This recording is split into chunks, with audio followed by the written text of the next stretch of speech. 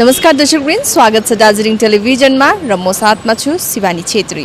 र आज यहाँ north Bengal diabetes awareness society, NF railway divisional hospital NJP साथै दिशान hospital सिलगढीको तत्वावधानमा आज यहाँनिर रेलवे स्टेसन दार्जिलिङमा मेडिकल क्याम्प सम्पन्न भइरहेको छ र तपाईहरुलाई म यही लिएर आएकी छु भने यहाँ भित्र गएर म तपाईहरुलाई भित्र के हुँदैछ देखाउने छु, साथै डाक्टर्सहरुसँग पनि म बातचित गर्ने छु। त आउनुहोस्।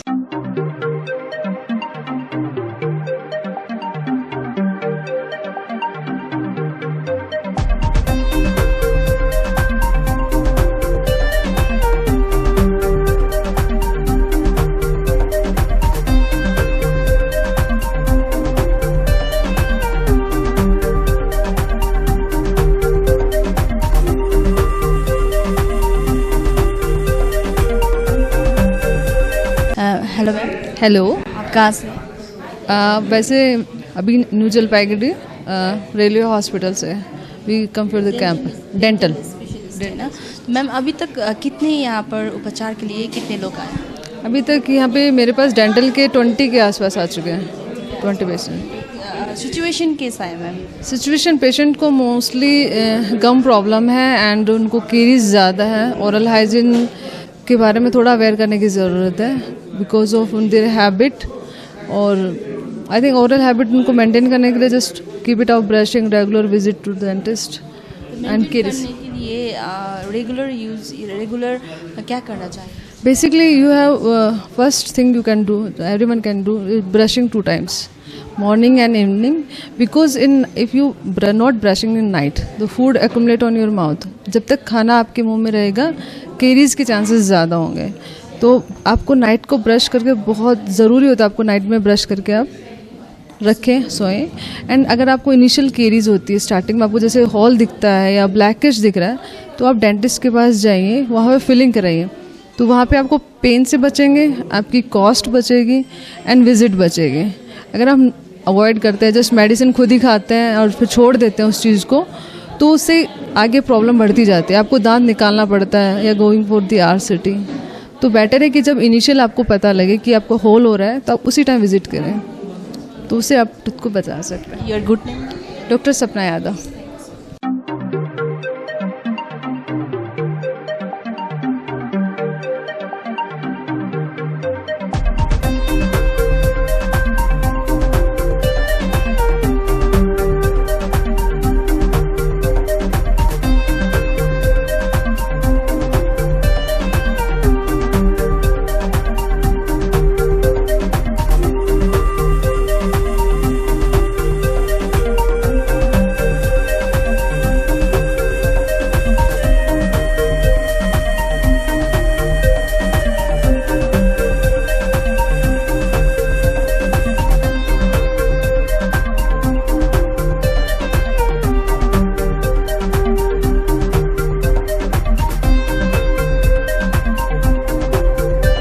सिलीगुड़ी।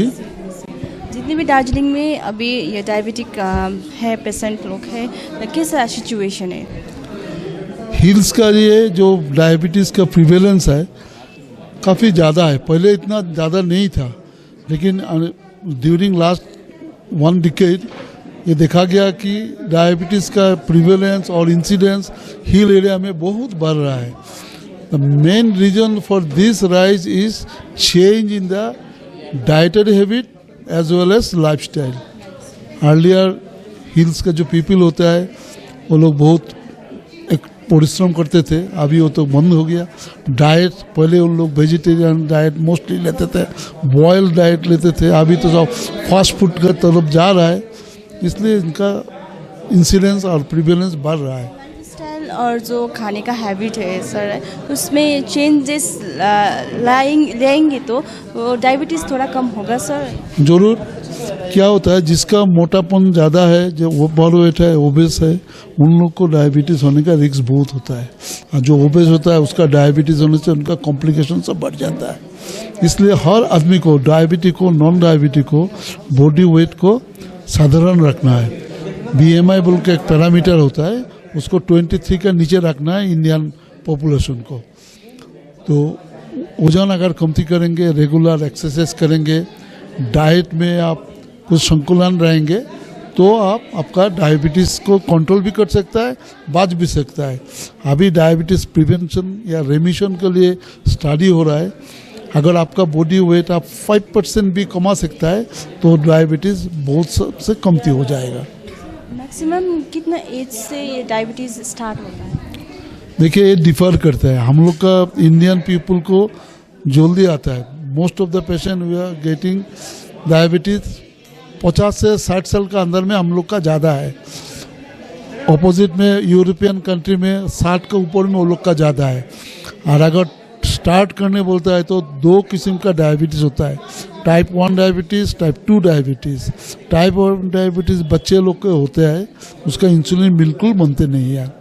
टाइप 2 डायबिटीज़ जो एल्डरली आदमी को होता है, वो तो 18 साल, आजकल तो 15-16 साल से भी टाइप 2 डायबिटीज़ आता है, तो इसका कोई लिमिट नहीं है। लेकिन देखा गया इंडियन के लिए 40-50 साल में ही सबसे ज़्यादा इंसिडेंस हो रहा है। Good name? Doctor Hiranmay Pal. Thank you so much.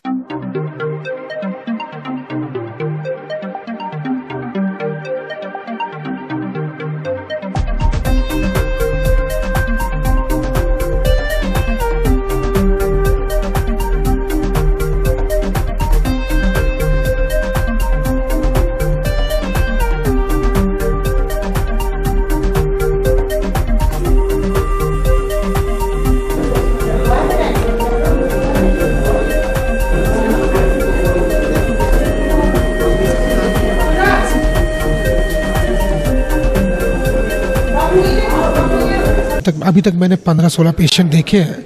तो मैक्सिमम तो पेशेंट जो आ रहे हैं तो मिड एज पेशेंट्स आ रहे हैं 45 and like between 45 to 60 and maximum with multiple comorbidities.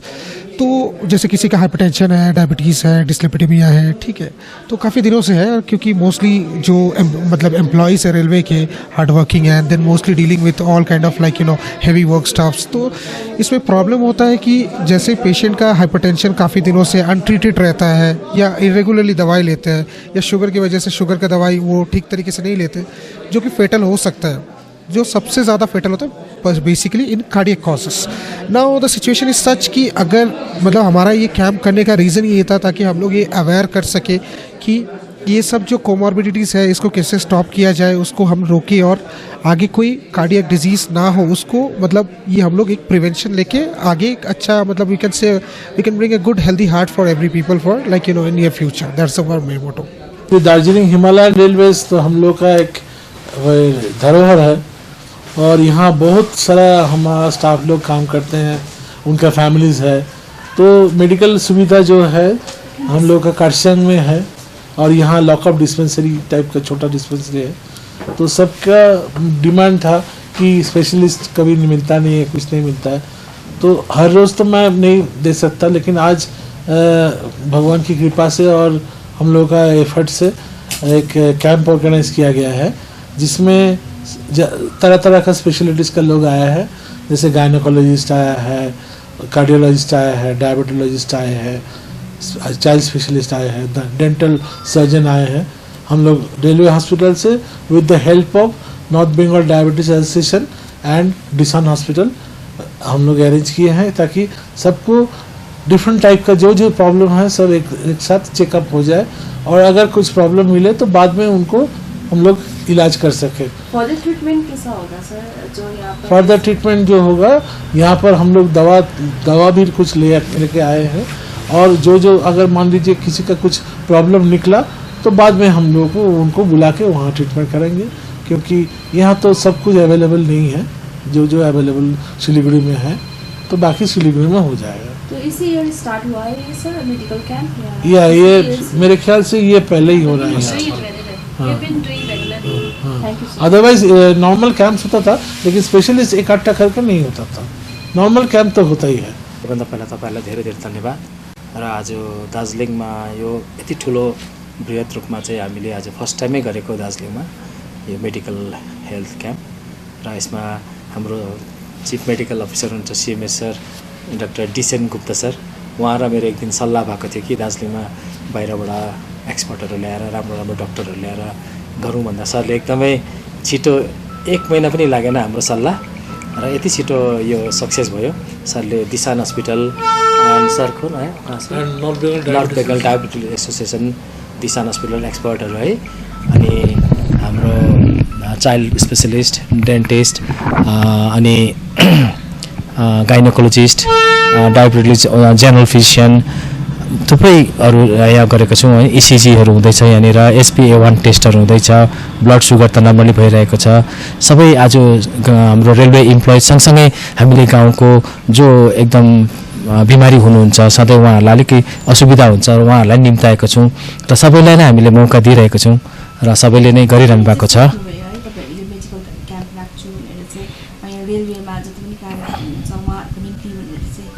हामी मोर देन 100 हामी स्टाफ छौँ यहाँनिर र एउटा हाम्रो हस्पिटल छैन रेलवेको, अनि डिस्पेन्सरी मात्रै छ है। उहाँ ट्वाइस इन अ विक डक्टरहरू आउनुहुन्छ र तिनदारीमा ठुलो हस्पिटल छ, एउटा हस्पिटल छ जे होस् रेलवेको। र यहाँ नहुँदा चाहिँ मलाई चाहिँ अलिकति लाग्थ्यो कि हामीले हाम्रो स्टाफहरू सबलाई एउटा सुविधा पुगोस् र आरामले हामीले आफ्नो हेल्थ चेकअपहरू गर्न सकौँ र भन्ने पर्दा सरसँग मेरो सल्लाह भएको थियो र सरले एकदमै इमिडिएटली एक्सन लिनुभयो कि 1-2 महिनाभित्र यो सरसल्लाहमा उहाँले सबै एरेन्ज गरेर आज यो प्रोग्राम भइरहेको छ र यो प्रोग्राम सक्सेस हुनुमा हाम्रो गुप्ता सरलाई धेरै धेरै धन्यवाद दिन्छु म। हामी प्लानिङ गर्दैछौँ, सरसँग मेरो अझै एउटा प्लानिङ भएको छ कि ब्लड डोनेसन क्याम्प दार्जिलिङमा राख्ने मेरो एकदमै इच्छा छ र गर्न सकेको छुइनँ। सर मार्च अप्रैल में हम लोग कोशिश करेंगे यहाँ एउटा ब्लड डोनेसन क्याम्प दार्जिलिङमा राख्ने। रेलवे डिपार्टमेन्ट यत्रो ठुलो डिपार्टमेन्ट हो, तर किन अन्ली स्टाफको लागि मात्रै तपाईँले राख्नुभयो? अरूले धेरै ब्लड क्याम्प गर्नुहुन्छ, मेडिकल क्याम्प गर्दा ओपन टु अल गर्छ, तर रेलवेले किन आफ्नो स्टाफलाई मात्रै गरेको यत्रो ठुलो डिपार्टमेन्ट भएर?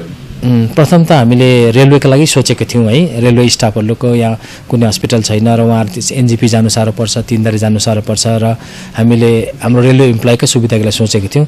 तर बिचमा हामीले के गर्यौँ, अहिले जसरी हामी सिभिलियनलाई पनि लिइरहेको छौँ, चेकअप गरिरहेको छौँ र सबैलाई फर्स्ट चाहिँ अब रेलवेकोबाटै सोचेको, रेलवेको थ्रुबाट भएकोले गर्दा चाहिँ हामी रेलवेलाई मात्रै सोचेको थियौँ र अहिले हामी जति पनि गाउँको वरिपरिका आउनुहुँदैछ हामी एनाउन्समेन्ट गर्दैछौँ हाम्रो PA सिस्टमबाट, सबैलाई नै बोलाइरहेको छौँ, निम्ताइरहेको छौँ, नोटिसहरू लगाइराखिदिएको छौँ र अझै पछि सर हुन्जाल अझै धेरै राम्रो कामहरू गर्न सक्छौँ भन्ने आशा छ।